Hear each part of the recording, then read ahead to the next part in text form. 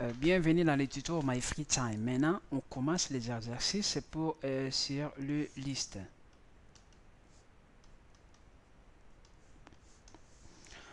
Bon.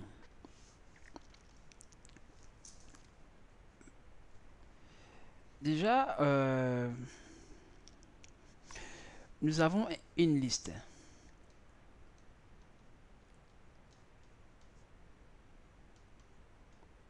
Voilà. Alors, notre objectif, en fait, on veut que nous ayons, en introduisant, en appelant notre fonction avec cette liste-là,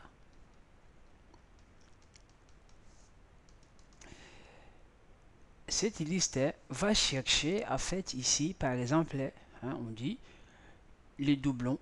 Lorsqu'il trouve les doublons, il les supprime. La fonction supprime les doublons ou compte les doublons. Voilà, qu'il fasse quelque chose en fait des listes. C'est ça qu'on veut faire en fait. On veut vraiment une fonction qui entre ou qui vérifie aussi. Plus tard aussi, que si par exemple j'ai encore une liste, un élément, la fonction doit détecter s'il y a juste un seul élément. Donc, cette fonction qui fait la récursivité, on parle de la liste c'est récursif et oui, match. Donc là, et singleton,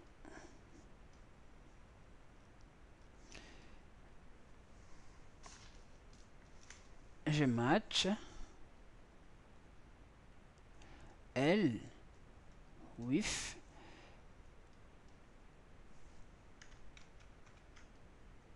là. J'avais dit déjà avec des listes, il faut vérifier qu'il y a le cas général. Cas général, lorsque déjà on arrive là, ça veut dire que il y a un élément. Là, il y a un élément. Ça, c'est cas général. Il y a un élément. Et d'autres éléments. C'est pas encore singleton. Pour l'instant, c'est pas encore singleton. Alors, faisons, lorsque quelque part on dispose une liste comme ça,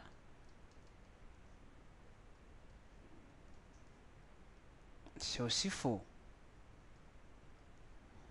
Mais nous, on veut surtout disposer, on veut surtout avoir une liste comme ça.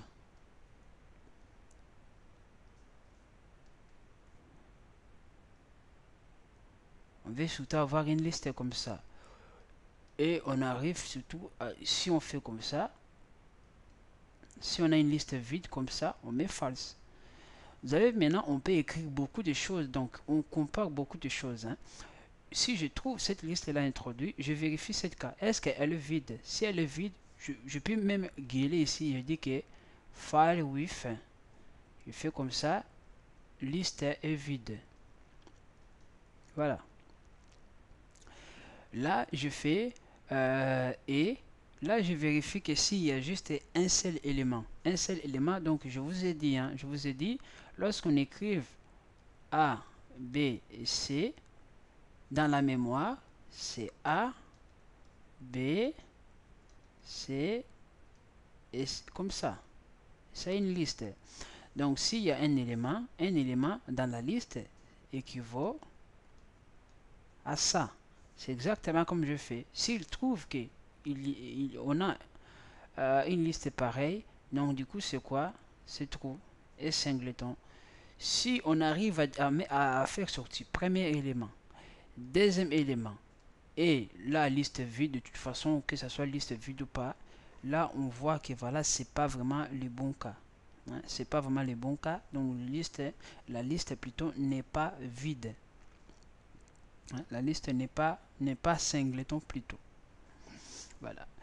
Cette façon de faire, c'est un peu utile lorsque nous allons faire les comparaisons de listes. Lorsque nous allons faire les comparaisons de listes, donc par exemple arranger les éléments dans l'ordre croissant, l'ordre alphabétique et tout ça. Donc, on peut utiliser ces termes-là que je fais là, c'est très important.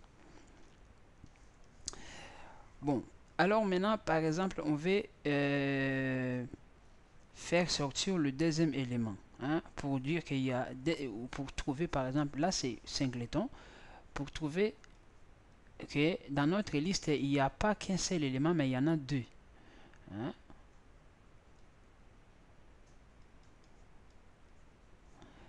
Là, j'ai une liste. On match notre liste. Bif. Bah, si c'est liste vide, on met, il y a pas d'élément en tout cas. On veut juste, de toute façon, si on veut vraiment être efficace, je cherche, j'écris ce que je cherche. Je fais comme ça. Si j'arrive à faire et1, et 1, et comme ça, je fais true. Les restes des cas, on s'en fout. En tout cas, je fais false. Parce que je cherche s'il y a que deux éléments. Ben, je le cherche. Hein. Deux éléments, je vous ai dit, c'est premier élément, deuxième élément dans la liste. Il y a juste comme ça. Alors, je l'écris vraiment que je cherche celui-là. S'il n'y a pas, alors c'est faux. Voilà. Alors, disons que on cherche là, hein, ce sont des exercices vraiment tellement importants. Là, on cherche dernier élément. Dernier élément, j'ai A, B, C, D. Ça, c'est ma liste. Dernier élément. Toujours notre match. Voilà. Dernier élément, c'est quoi? Notre cas d'arrêt ici, dernier élément, ça veut dire que lorsqu'on trouve comme ça, ce dernier élément, là c'est notre dernier élément. Alors supposons que nous avons des trucs comme ça. Alors pour arriver jusque là, ben, il faut parcourir la liste. Ben, pour parcourir la liste, on le sait très bien. On fait comme ça, hein. On fait comme ça, donc et là, ln c'est la même chose, hein. Je fais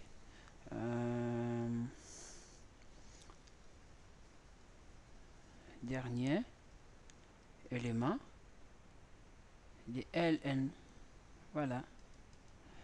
Ben, on s'arrête où? On s'arrête jusqu'à ce que on arrive ici là. Voilà, jusqu'on arrive là. Alors, toujours dans cet exercice, dans l'autre exercice, j'ai une liste. Là,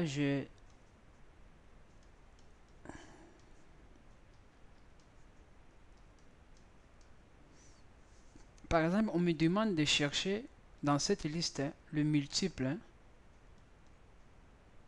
de 5. Le multiple de 5, ça veut dire que le valeur qu'on peut diviser par 5. Divisible par 5.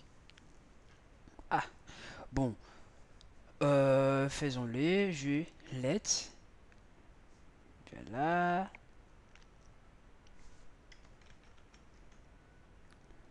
Multiple. Voilà. C'est 5. Match list. With.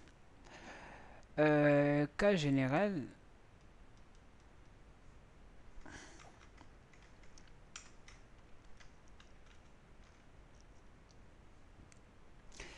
Là, je fais. Là, j'ai L.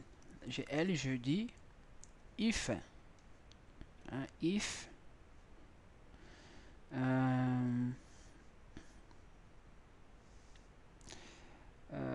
je le compte, hein, if est plutôt modulo 5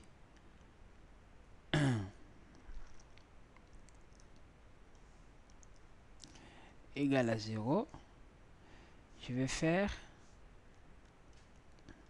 then je fais 1. Voilà, je fais 1. Si je fais cette valeur égale à 0, je fais 1. Je fais plus quoi? Plus multiple de 5 de L, ça c'était de LT. J'ai déjà un ici. C'est comme j'avais fait lorsqu'on comptait en fait combien de fois. Hein? Mais on compte ici, mais avec une condition. Hein? C'est la même chose. Lorsque je comptais comme ça, ici, voilà, liste. Hein? Liste, lorsque on comptait, donc je comptais les éléments, je compte cet élément et je recompte avec le nombre d'éléments qui restent. Ainsi de suite, je fais plus 1. Là maintenant, je fais la même chose, je compte, mais en vérifiant, pardon, en vérifiant plutôt cette condition là. Alors, vous imaginez lorsque cette valeur-là n'est pas divisible par 5, qu'est-ce que je vais faire? Je vais faire juste L de, je compte, ici je compte pas, j'appelle juste un multiple de 5 de LT. Donc j'enlève la valeur qui n'est pas multiple de 5 et je fais avec les restes. Voilà, si je trouve, je fais 1 avec les restes. Donc c'est ça qu'on doit faire. Ça c'est le multiple de 5 ou de valeurs que vous voulez. Hein? Ça se fait comme ça. Alors, supposons qu'on veut dans la liste.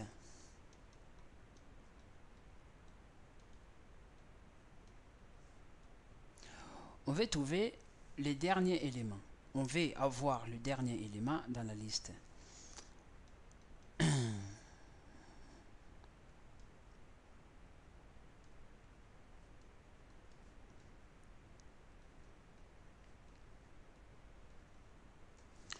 Voilà.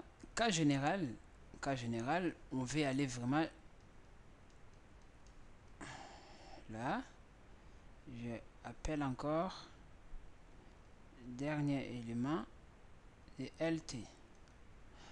Alors, supposons qu'il nous donne une liste vide. Lorsque vide, on dit que file with liste vide. Sinon, on fait quoi? Si il trouve, ça c'est notre deuxième cas d'arrêt, ça c'est dernier élément en tout cas, ça on est d'accord. Et là, je renvoie et voilà, je renvoie juste et. Là, on trouve dernier élément. Alors, supposons, dans cet ordre de pensée, on veut que lorsqu'on trouve ces derniers éléments, qu'on le supprime. Si on veut les supprimer, il faut quand même renvoyer G, D, 3, 4, 6. Je vais supprimer dernier élément. Je vérifie premier élément. Est-ce que ce dernier élément? Non. Qu'est-ce que je vais faire? Il faut que je recolle. Hein, ici, on colle l'élément. Hein, on le colle derrière le liste. Hein, donc, il faut qu'on colle l'élément pour que ça reste dans la liste. Je ne sais pas si je peux faire ça ici. J'ai cette fonction qui prend rec. Je ne sais pas si vous voyez, je vais quitter.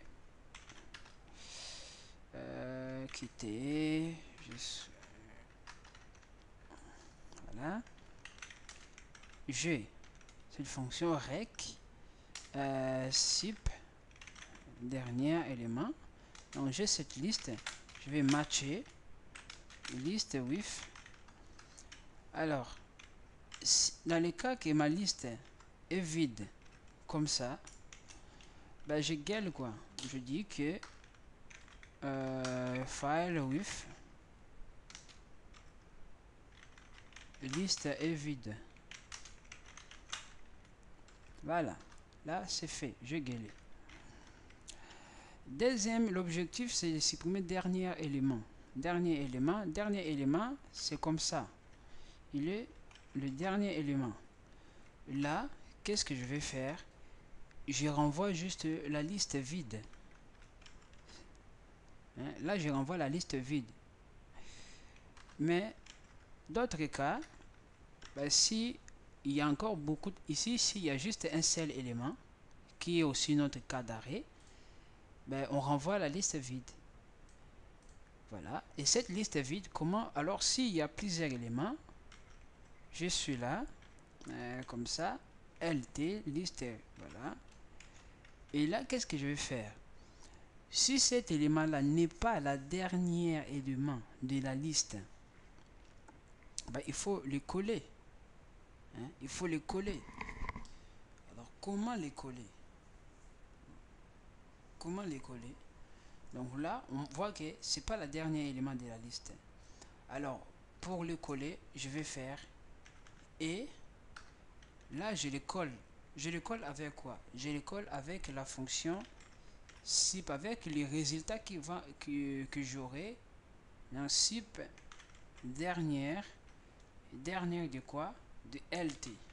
Voilà, là je les colle. Vous voyez?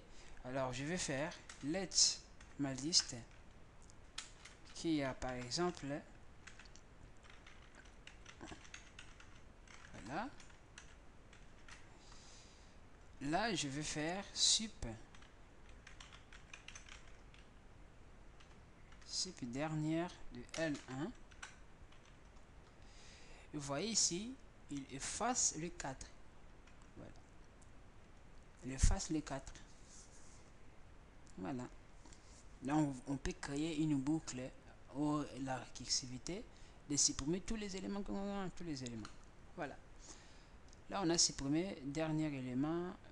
Bon, ici, je ne l'ai pas écrit, mais vous l'avez vu déjà. Donc, supprimer dernier élément, vous l'avez vu. Alors, un autre exercice. Franchement, avec des listes, on peut faire beaucoup de choses. En tout cas, franchement, si vous avez raté ce cours, en tout cas, voilà, laisse tomber. Hein. Déjà, maintenant, on va supposer qu'on a cette liste-là.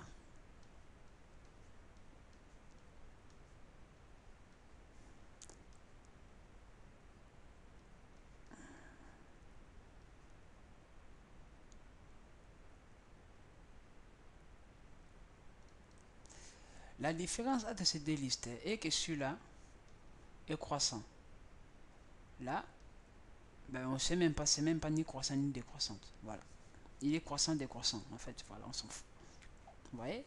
C'est des listes. Alors, est-ce que on pourrait savoir comment faire de sorte qu'on trouve qu'une liste est croissante et l'autre est décroissante, croissante ou pas? Voilà, on s'arrête là, croissante ou pas. On compare. Là, G2, G3, G4, G6. Ben, on sait que dans la mémoire, ça équivaut à D, 3, 4, 6 et notre liste vide. Lorsqu'on peut faire comme ça,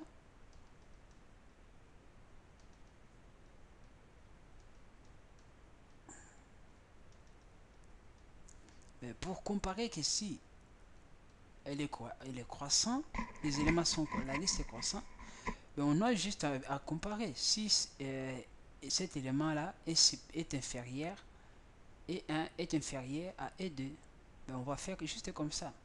Si c'est vrai, ben on continue, mais si c'est faux, on arrête. Ben, on arrête, on renvoie false. Voilà. Si c'est vrai, on continue à comparer. Hein. On ne peut pas couper. Parce que si, par exemple, on coupe, lorsqu'on trouve que c'est bon et qu'on coupe, Donc du coup, c'est pas vraiment bien. C'est pas vraiment bien. Hein. Il faut continuer à comparer. Donc, ça veut dire lorsque je trouve E1 inférieur à ED, qu'est-ce que je fais? Je dis que je fais ED, je colle ED parce que j'aurais besoin de ED pour qu'il compare E3. Je colle ED et j'appelle ma récursivité de la liste qui reste. Vous voyez? Et cette récursivité, plus tard, je serai avec ces listes-là. Voilà. Donc, je crée cette fonction rec croissant liste au match LWIF. Déjà, on va pas voilà, si il y a une liste vide en tout cas, ne vous en privez pas, hein, il faut gueuler. Voilà.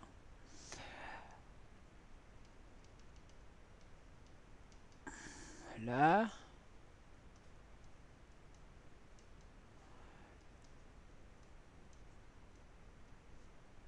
Voilà. Il y a un élément, alors c'est indéfini. On ne peut pas définir, voilà.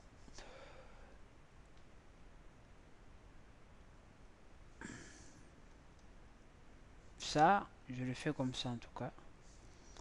Mais sinon, s'il y a des éléments,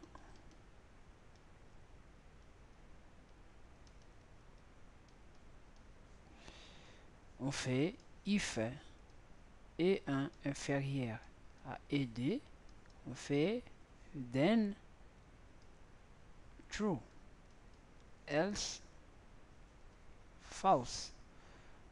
Cas général,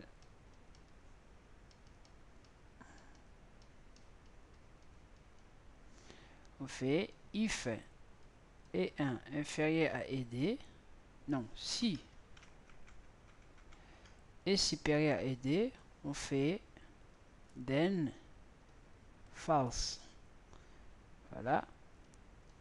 Else, on remet ED dans la liste et on fait la récursivité des croissants de LT. Voilà.